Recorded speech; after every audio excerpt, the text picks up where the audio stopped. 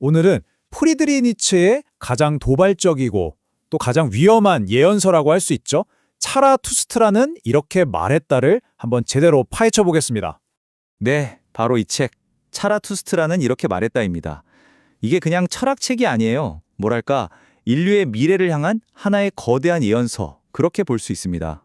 자, 그럼 니체가 도대체 어떤 위험한 예언을 했는지, 그가 내다본 문화적 위기의 핵심이 뭔지, 그것부터 한번 시작해보죠. 니체는 딱 본 거죠. 우리가 믿어왔던 모든 전통적인 가치들이 와르르 무너지는 시대가 올 거라는 걸요. 그럼 뭐가 찾아올까요? 바로 극심한 허무주의, 니힐리즘입니다. 차라투스트라는요, 바로 이 위기에 대한 니체의 대답인 동시에 그럼 이제 어떻게 새로운 의미를 찾을 것인가에 대한 처방전 같은 책이었던 겁니다. 이야기의 시작은 이렇습니다. 주인공인 차라투스트라가 무려 10년 동안의 고독한 수행을 끝내고 드디어 산에서 내려오는 장면으로 시작되죠. 아주 장대한 여정의 서막입니다. 생각해보세요.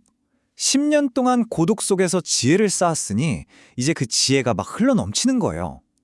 차라투스트라 스스로가 너무 많은 꼴을 모은 벌 같다고 말할 정도였죠. 그래서 결심합니다.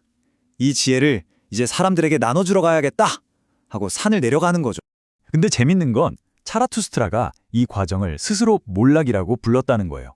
여기서 몰락은 우리가 생각하는 그런 실패가 전혀 아닙니다. 오히려 그 반대죠. 자신의 지혜를 나누기 위해 스스로를 기꺼이 낮추는 아주 고귀한 행위인 셈입니다. 가장 높은 곳에서 가장 낮은 곳으로 향하는 위대한 여정의 시작. 그게 바로 몰락의 진짜 의미입니다.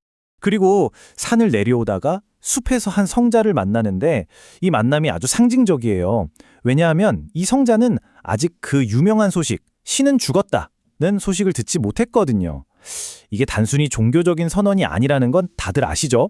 세상의 절대적인 기준, 도덕, 가치 체계가 전부 무너졌다는 니체의 폭탄 선언인 겁니다.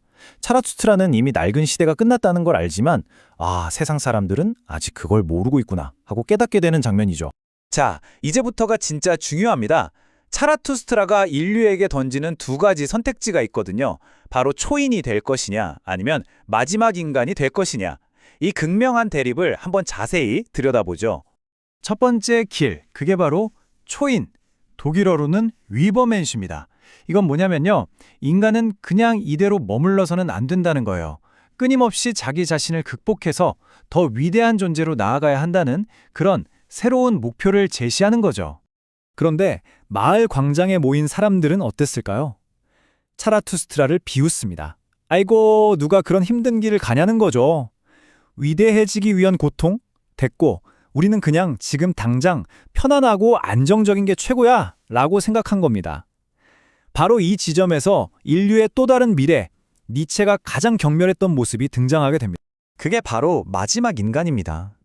초인과는 정말 정반대에 있는 존재들이죠. 이들은 어떤 위험도 어떤 도전도 하지 않아요. 그저 소소한 안락함과 안전, 그런 작은 쾌락에 만족하면서 살아갑니다. 니체가 보기엔 이보다 더 경멸스러운 존재는 없었던 거죠. 보시면 아시겠지만 이 둘의 차이는 정말 하늘과 땅 차이입니다. 초인은 새로운 걸 창조하고 스스로를 극복하려는 의지로 가득 차 있다면 마지막 인간은 그저 지금 이 상태, 이 안락함을 유지하는 데만 급급하죠. 니체는 인류 전체가 바로 이 거대한 갈림길 앞에 서 있다고 본 겁니다. 자, 그런데 여기서 정말 충격적인 장면이 나옵니다. 군중이 뭐라고 외치는지 아세요?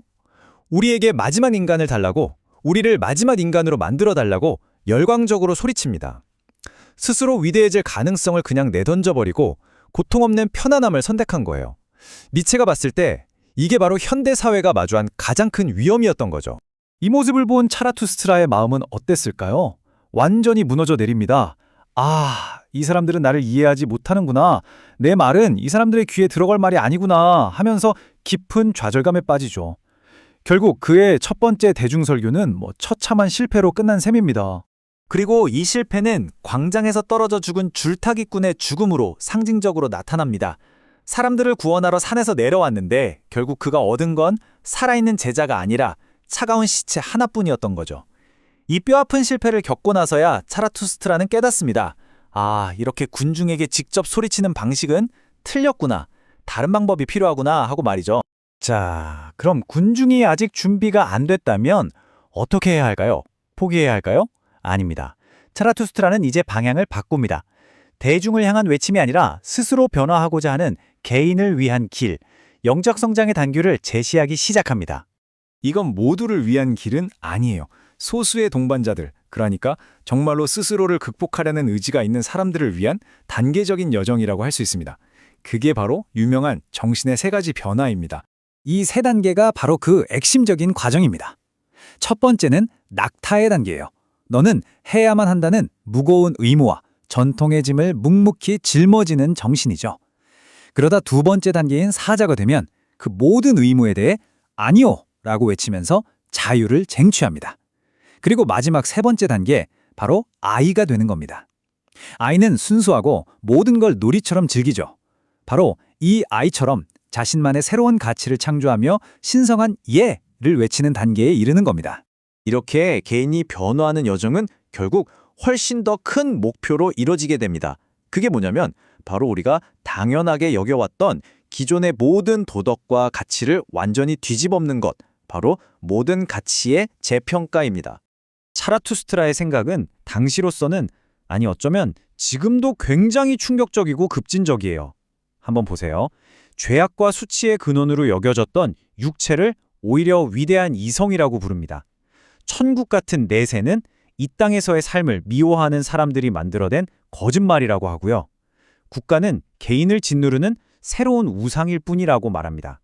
심지어 억눌러야 할 악으로 취급받던 열정이야말로 새로운 미덕을 만들어내는 에너지, 즉 원재료라고 선언하기까지 하죠. 정말 모든 걸 뒤집어서 다시 생각하게 만들어요. 특히 국가에 대한 비판은 정말 날카롭죠. 니체가 보기에 국가는 모든 차가운 괴물들 중에 가장 차가운 괴물이에요.